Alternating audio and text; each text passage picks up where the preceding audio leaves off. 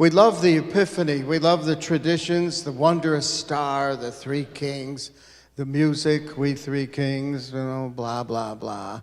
And the gifts in Italy, the kids get their gifts for the Epiphany this weekend. They used to get a few coins, maybe an apple, a peach in their shoe. Now the kids in Italy, they get iPads and laptops and video games, you know what I mean? But, there was a very prominent man. He was the head of the Knights of Columbus, very pompous man, He gave a talk about the Epiphany, and this man, he always forgot the name of the third king. He knew Caspar, he knew Melchior, but he'd forget Balthazar. So he wrote the name Balthazar on the inside of his dinner jacket over here, and he was given the talk, and he said, and so we've honored these three kings, Caspar and Melchior. Sure enough, he forgot. He looked in his coat, and we honor Calvin Klein. Or Tommy Hilfiger, I don't know, whatever you're into, you know what I mean?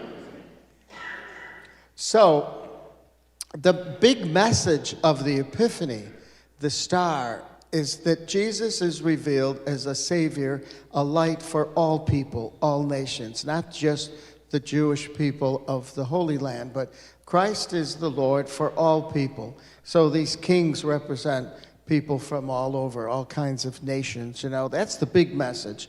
But really, when you think about it, for me and you, to help our spiritual life, I'm thinking that those three kings, they made the trip. They were looking for some sign of God in their lives. And aren't we too?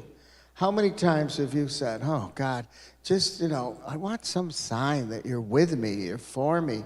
You're in the world. It's such a mess so often, this world, or my life is in such trouble, or there's such darkness.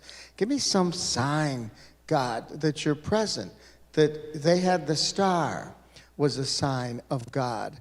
Another gospel says, this will be a sign. You'll find a child lying in the manger, another sign of God's presence. And so I'm thinking, well, when do we see a sign of God in our lives? Or maybe a young couple, their firstborn child, they're at the hospital. They look at that newborn baby, unbelievable. They always say, I don't care if they believe in God or not, they always say, oh my God, how beautiful, our firstborn child, I think a sign of God's presence, maybe when, like at Advent and Christmas, the generosity of our Catholic people in this parish and other places who gave clothing and food and money to all these places in town where they distributed it to children and to families, a sign of God's presence, the generosity of our good, faithful people.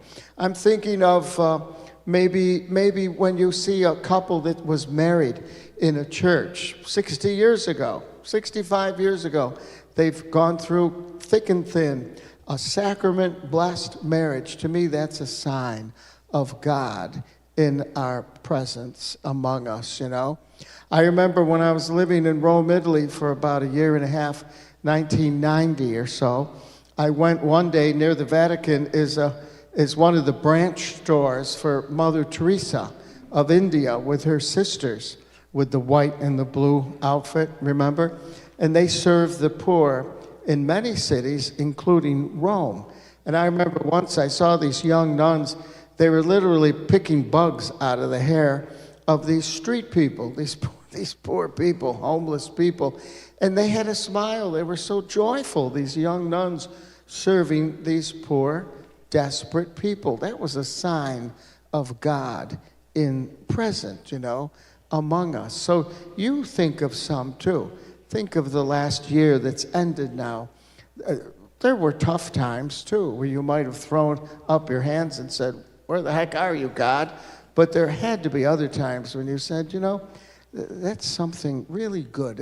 It's a sign that God is really present. That's one thought for the Epiphany.